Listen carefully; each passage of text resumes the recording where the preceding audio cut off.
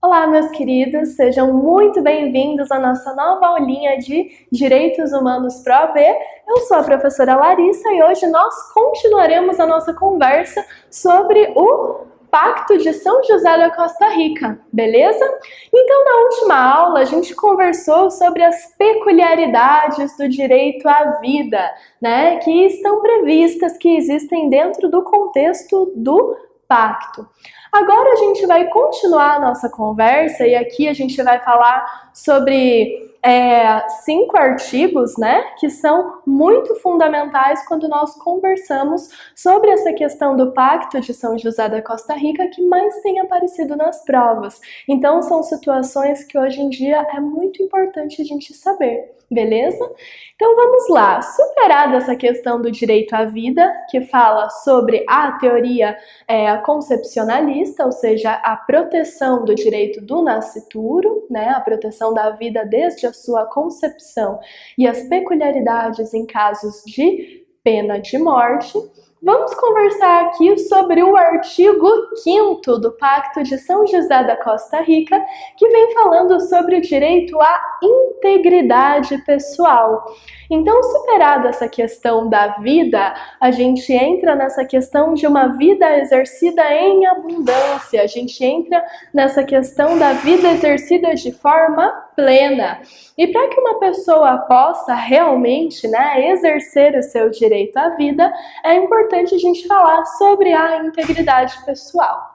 Então vamos lá. O Pacto de São José da Costa Rica, no seu artigo 5º, assegura a todos a integridade física, psíquica e moral. Ou seja, ninguém pode ferir a integridade de outrem, independentemente da esfera, seja ela fisicamente falando, no caso de agressões, de violências propriamente ditas, seja dentro de um contexto psicológico, né? Então violências psicológicas e situações que acabem interferindo na saúde mental, ou moralmente falando, em relação à honra, à imagem dessa pessoa. Então essa proteção, ela acaba abarcando essas 3 esferas, certo? Continuando então aqui, a gente entra no ponto de que ninguém deve ser submetido a torturas, penas ou tratos cruéis, desumanos e degradantes. Então, o Pacto de São José da Costa Rica acaba eximindo completamente toda e qualquer possibilidade de tortura, tá? De penas que sejam extremamente cruéis, com esses caráteres, né, de tortura intrínsecos à aplicação dessa pena. Toda pessoa privada de liberdade deve ser tratada com respeito, por conta da dignidade da pessoa humana. Então, quando a gente fala aqui sobre essa questão das pessoas privadas de sua liberdade, nós estamos falando sobre as pessoas em situação de cárcere, as pessoas que por alguma razão estão presas. Ou seja, ainda que essa pessoa esteja temporariamente com a sua liberdade, com o seu direito de locomoção suspenso por conta da aplicação de uma pena, ela não pode ser submetida à tortura ou a tratamentos que sejam extremamente desgastantes, né? Ou humilhantes, por exemplo, que acabem ferindo o princípio da dignidade da pessoa humana. Então, essa pessoa, ela precisa ser tratada com o devido respeito, né, à sua dignidade. Ela não pode ter o seu corpo violado, nem a sua mente violada e nem a sua moral violada. É importante, então, que essas pessoas sejam conduzidas de uma forma digna. Continuando essa questão da integridade pessoal, a gente tem a informação de que a pena não pode passar da pessoa do delinquente. Lembra que na aula passada a gente conversou sobre a impossibilidade, né, de você aplicar a pena de morte a uma mulher em estado de gravidez? Além dessa premissa e ao encontro da proteção ao direito à vida, né, desde a sua concepção, vai também ao encontro dessa premissa trazida no artigo 5º da integridade pessoal, porque, nesse caso, a pena passaria apenas da pessoa da mãe e acabaria afetando também a pessoa do bebezinho, a pessoa ali do filho, né? Então a pena ela jamais pode passar da pessoa do delinquente, nem no caso da mulher gestante, por exemplo, e nem para outras pessoas, né? Num caráter talvez hereditário, digamos assim. Então o filho continua cumprindo o restante da pena de um pai ou vice-versa. A pena é sempre direcionada apenas à pessoa a quem ela foi aplicada, a pessoa que delinquiu, a pessoa que realmente recebeu aquela penalidade por conta de algum ato que tenha praticado. Além disso, a gente tem também a questão da separabilidade dos processados e dos condenados e dos menores dos adultos. Ou seja, as pessoas que são presas de forma preliminar, né, as pessoas que ainda não foram devidamente julgadas, que não foram condenadas, não podem estar no mesmo espaço e nem ter o mesmo tratamento daqueles que já foram condenados. Então a gente não pode tratar de forma igual os condenados e os presos que ainda não foram condenados, que estão aguardando o seu julgamento, né, que estão aguardando a definição da sua situação processual. Então, é preciso que haja uma separabilidade física entre essas pessoas. A gente não consegue colocar, por exemplo, em uma mesma cela, beleza? E o mesmo vale para os menores dos adultos. Ah, mas como assim menor? Menor não vai preso. Não vai preso no Brasil. Lembrem-se que nós estamos falando aqui do âmbito da OEA, da Organização dos Estados Americanos, certo?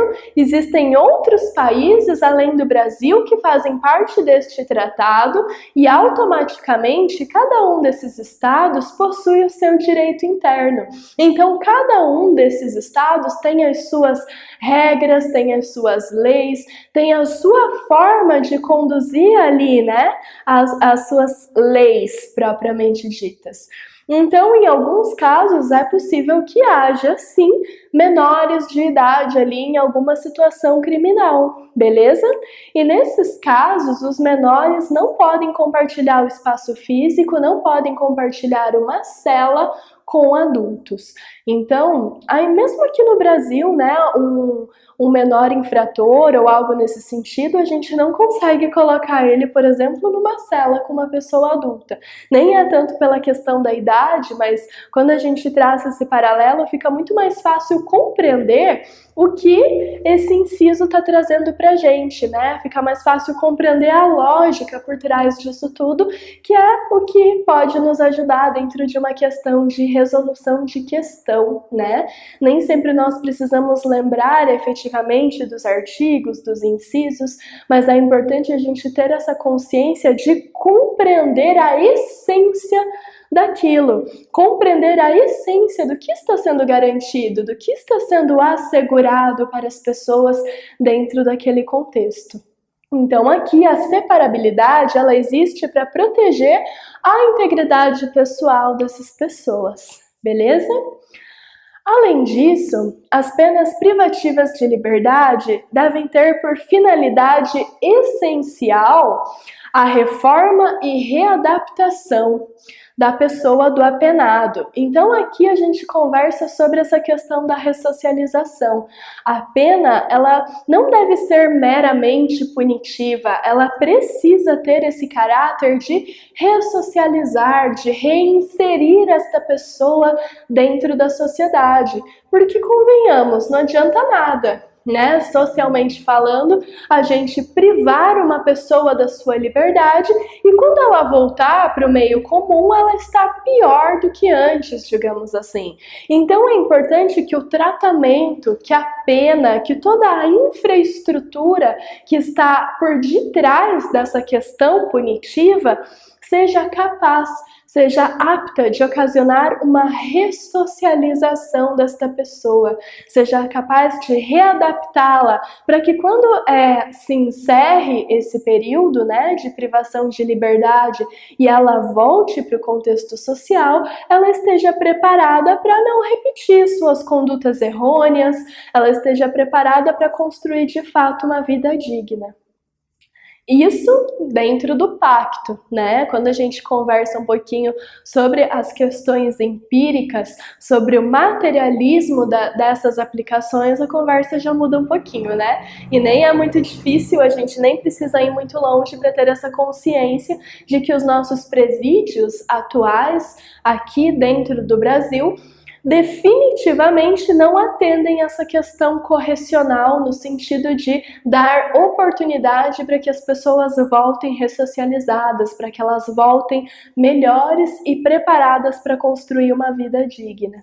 Então, ainda que exista essa previsão, o cumprimento dessas previsões é ainda muito delicado. Como eu mencionei, né, o Pacto de São José da Costa Rica, internalizado em 99, é um bebezinho. Ele está começando a caminhar agora. Então, o Estado ainda está se adaptando a essas questões. De forma efetiva, há controvérsias, né? A própria Comissão Interamericana de Direitos Humanos estava de olho aí em uma situação de presídios no estado de Pernambuco, justamente observando essa questão aqui. Então, os tratamentos desumanos onde os presos estavam sendo submetidos, né? E a contrariedade que existe entre a conduta brasileira e o Pacto de São José da Costa Rica. Então, a gente precisa pensar nessa questão da ressocialização, justamente para que essa pessoa acabe não sendo ainda mais marginalizada, não acabe estando cada vez mais à margem da sociedade e impossibilitada de realmente, né, viver de fato uma vida digna. Depois disso, a gente entra aqui no nosso artigo 6º para falar sobre a proibição da escravidão e da servidão. Então percebam como os tópicos que fazem parte do Pacto de São José da Costa Rica, eles são extremamente enfáticos, eles são fortes, né? Tem um conteúdo muito explícito, muito objetivo, que fala sobre situações pontuais que são de extrema importância. Então, desde quando nós começamos a conversar sobre o direito à vida, a gente já recebe lá pena de morte, né? Depois a gente vai falar, por exemplo, sobre a integridade física, a gente já tem essa questão dos presídios, da ressocialização. Então a gente consegue perceber uma ênfase, uma força por trás dos temas que são tratados. Por conta disso que eu acredito que o estudo desse pacto seja um pouquinho mais dinâmico do que quando a gente fala sobre os direitos humanos, né? De uma forma mais geral, sobre as dimensões e tudo mais. Aqui nós temos temas muito fortes. Então, por conta disso, creio eu também, que esses detalhes têm aparecido nas últimas provas com mais ênfase, né? Ali em 2017, 2018, mais ou menos, a gente não percebia a necessidade de se desdobrar sobre os estudos do artigo propriamente dito. Agora, essa necessidade, ela já é auferida para que a gente consiga realizar uma boa prova. Então, vamos lá. Proibição da escravidão e da servidão. Ninguém, nunca, jamais poderá ser submetido à escravidão ou à servidão. A escravidão, de fato, é algo que foi legalmente completamente extinto. Por que eu digo de fato? Porque ainda acontece. Tá? Essa é uma realidade que nem todas as pessoas conhecem também, mas a situação de trabalho escravo e análogo à escravidão acontece. E a gente nem precisa ir muito longe para se deparar com essas situações.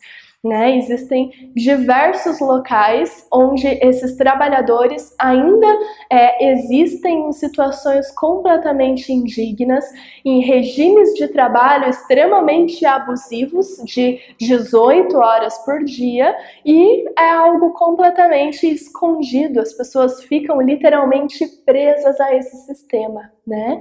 Então a gente consegue perceber isso nos canaviais ainda hoje, e a gente consegue perceber isso de uma forma muito enfática também, infelizmente, claro, né?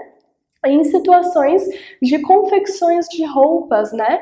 Então existem alguns sistemas, inclusive isso já tem sido visto de uma forma muito enfática pela Comissão Interamericana de Direitos Humanos, de esquemas onde as pessoas pagam passagem para que determinadas pessoas se mudem, acreditando que elas trabalharão ali num regime convencional, num regime legal, e elas são submetidas a malharias, né, e a outros órgãos que cuidam dessa questão da confecção de roupas de uma forma análoga à escravidão, ou seja, com jornadas extremamente longas, recebendo praticamente nada, porque elas trabalham em troca do pagamento da passagem que elas acreditavam ter ganhado. Então a gente tem uma situação extremamente complexa que existe ainda hoje, materialmente falando.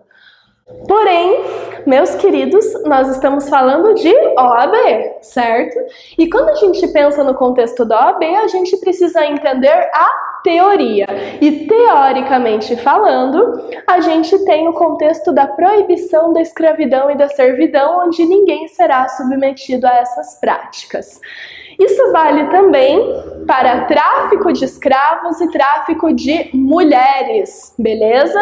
Tráfico de escravos, né? Você vender escravos, você capturar ou prender determinadas pessoas e vender para outros estados ou para outros lugares, tratando de fato essas pessoas como uma posse, né? E voltamos lá para o ano de 1500 aqui no Brasil. Ou tráfico de mulheres também, que acontece muitas vezes, né? Das mulheres serem traficadas, iludidas, acreditando que irão para algum lugar realizar um tipo de trabalho mais operacional, como, por exemplo, trabalhar num café, um restaurante, algo assim. E aí essas mulheres serem submetidas forçadamente à prostituição. Então, quando a gente fala sobre tráfico de escravos e tráfico de mulheres, a gente tem também essa plena vedação por conta da analogia ao serviço escravo, ok? Na prática acontece? Gente, ainda acontece, mas a gente está falando aqui da teoria pró-OAB, né? Então, na teoria, o Pacto de São José da Costa Rica, no seu artigo 6º, veda expressamente todo e qualquer tipo de prática escravocrata ou de tráfico de pessoas. Beleza? Ninguém deve ser constrangido a executar trabalho forçado ou obrigatório, ou seja, ninguém deve ser coagido a praticar nenhum tipo de trabalho forçado. O trabalho deve ser uma mera liberalidade da pessoa que o exerce. Então, nós não podemos coagir alguém a realizar determinados tipos de trabalho. Nos países em que se prescreve, né, a pena privativa de liberdade acompanhada desses trabalhos, eles não podem ser no sentido de proibir o cumprimento da pena imposta por um juiz.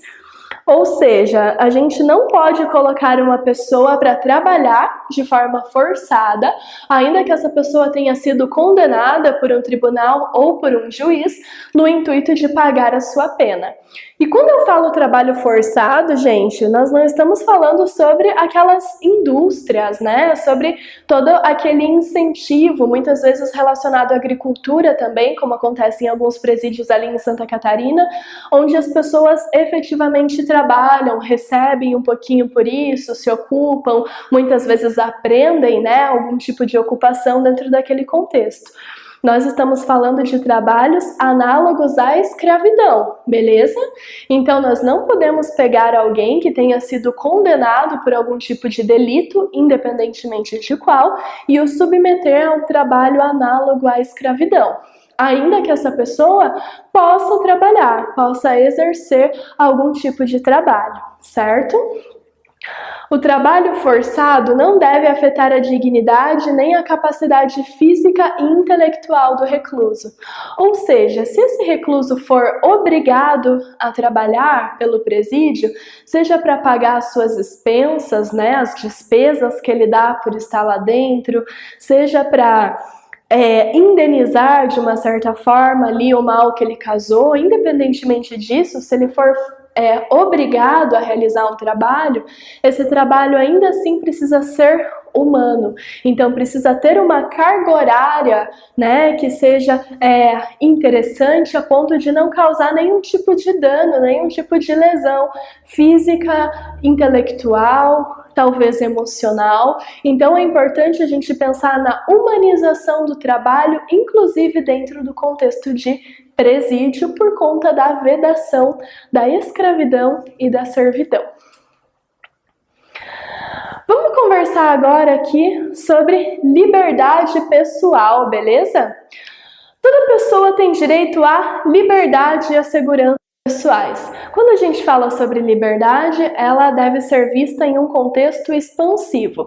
Então é a liberdade de ir e vir e é também a liberdade de expressão, de se comunicar, de exercer, né, o seu direito de fala. Ninguém pode ser privado de sua liberdade física, salvo por causas e condições previamente fixadas pelas constituições. O que isso significa? Ninguém pode ser preso, salvo dentro daquilo que a legislação expressamente prevê. Então, em algumas situações, a liberdade física ela é temporariamente restringida, como no caso dos apenados, né, das pessoas que estão cumprindo uma pena privativa liberdade, sempre aos moldes das constituições dos estados-partes. Lembrando que cada estado, cada país tem o seu ordenamento jurídico próprio. Ninguém pode ser submetido à detenção ou encarceramento arbitrário, ou seja, ninguém pode ser preso arbitrariamente falando, tá? Deve existir um contexto, deve existir um inquérito, deve existir uma razão. Ninguém pode ser simplesmente levado à força. Ninguém pode entrar agora aqui, né, no nosso estúdio e me levar presa sem razão nenhuma, de forma arbitrária. Então é preciso que exija um contexto, né? Que exista esse contexto para aplicar essa prisão, certo? E ainda assim, todas as pessoas detidas devem ser informadas das razões pelas quais elas estão sendo detidas. Então a pessoa precisa ter consciência do porquê ela está sendo levada, beleza? Um outro ponto bem interessante é a questão da apresentação dessa pessoa a um juiz em tempo razoável, né? E aqui a gente se depara com um outro problema, digamos assim, dentro do nosso contexto, onde muitas pessoas são ilegalmente presas justamente por não serem submetidas a um juiz dentro desse tempo razoável. Então elas ficam ali às vezes muitos dias, 30, 60, 90, sem ter essa compreensão de fato do que está acontecendo nesses casos de prisões ilegais, né? Tive um caso exatamente assim há um tempinho. Então é algo que acontece muito, mesmo que exista uma previsão legal no sentido oposto. Continuando a nossa conversa ainda sobre liberdade pessoal no artigo 7º, toda pessoa privada da liberdade tem direito de recorrer a um juiz ou a um tribunal competente a fim de que se decida se ele continuará preso ou não. Eu até grifei aqui que fala sobre a audiência de custódia, tá? E é possível também caber recurso disso, que pode ser interposto por ele ou por outra pessoa. Então, todas as pessoas que são reclusas, que são presas, têm o direito de realmente passar por uma audiência de custódia aqui dentro do nosso contexto brasileiro. E aqui, gente, nessa questão da liberdade pessoal tem um tópico muito interessante que realmente vai, né, ao encontro do que todo mundo aqui já estudou em direito civil, que é: ninguém pode ser preso por dívidas. né? Então, o Pacto de São José da Costa Rica, no seu artigo 7º, diz que nós não podemos realizar prisão civil por conta de dívidas, salvo em caso de inadimplemento de obrigação alimentar. Ou seja, pensão, né, aqui dentro do nosso contexto brasileiro.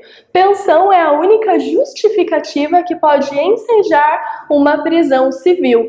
Nenhum outro tipo de dívidas pode ensejar prisão, tá? Então eu imagino que a maioria aqui já tenha visto a respeito disso, dentro do contexto, né, do estudo da matéria de direito civil, beleza? Falamos aqui agora, então, finalizando, né, essa questão do Pacto de São José da Costa Rica, porque esses são, de fato, os artigos que é importante saber para a OAB, que têm sido cobrados nesses últimos tempos, né, a questão da liberdade pessoal, do direito à vida, a questão da vedação do trabalho escravo e da servidão. Vamos falar agora sobre o Protocolo de São Salvador, que é anexo ao Pacto de São José da Costa Rica. O que acontece? O pacto, ele traz essas normas, né? Essas regras, das quais algumas delas a gente acabou de estudar. O Protocolo de São Salvador é responsável por falar para a gente sobre como isso vai ser aplicado dentro do direito interno. Então, ele foi criado em 1988, buscando trazer políticas de implementação do Pacto de São José da Costa Rica, tá? Como seria internalizado tudo isso? Contém 22 artigos e foi internalizado, né, aqui dentro do nosso país no ano de 1999 por meio do decreto 3321 de 99. Ou seja, no mesmo ano que nós internalizamos a questão do Pacto de São José da Costa Rica, nós internalizamos também o Protocolo de São Salvador, que veio nos dizendo como esse pacto deveria ser aplicado. Cada um desses 22 artigos, dessas disposições, vem falando sobre um tópico, né, sobre um tema específico, que são basicamente a obrigação de adotar medidas de disposições de direito interno. Então ele vem dizendo que o direito interno de cada um dos países deve adotar algumas disposições a fim de que o pacto seja cumprido, beleza? Não discriminação, ou seja, ele veda completamente qualquer tipo de discriminação por raça, por gênero, né? Ou seja, deve ser universal a todas as pessoas, conversando bem com o princípio da universalidade que a gente conversou lá na nossa primeira aula de direitos humanos. Vedação de restrições, ou seja, eu não posso restringir dentro do meu contexto de direito interno alguma determinação que tenha aparecido no Pacto de São José. Então, o que acontece? O pacto diz, por exemplo, que a escravidão é proibida. Eu não posso diminuir ou relativizar isso, no sentido de criar uma norma de direito interno que diga: a escravidão é proibida, salvo nos casos de plantações de café. Oi? Não dá, né? Então a gente não consegue diminuir ou relativizar as previsões. Temos aqui também previsões sobre o direito do trabalho em condições justas e equânimes de exercê-lo. Então é aqui que a gente vem conversando muito sobre as questões das normas de trabalho, tá? E a forma também como esse trabalho deve ser exercido de forma digna, visando a saúde do trabalhador, visando o bem-estar do trabalhador de um modo geral. Então nós temos aqui 2 artigos que falam sobre isso. Primeiro sobre o direito ao trabalho e logo em seguida um artigo que vem falando sobre como exercer esse trabalho de forma justa, de forma equânime e de forma saudável para os trabalhadores. Fala também sobre os direitos sindicais, de previdência social, saúde, educação, cultura, meio ambiente sadio, alimentação. E quando nós falamos sobre alimentação aqui, nós queremos dizer sobre uma alimentação que seja realmente efetiva e apta a garantir a dignidade da pessoa humana, né? Fala também sobre proteção da família, criança, idosos e deficientes. Então, a gente pode entender o Protocolo de São Salvador como regras gerais que orientam os estados a criarem normas de direito interno que vão ao encontro do cumprimento daquilo que está previsto no Pacto de São José da Costa Rica. Beleza? Tranquilo? Gente, nessa nossa aula é isso. Eu desejo ótimos estudos para todos vocês. Muito obrigada!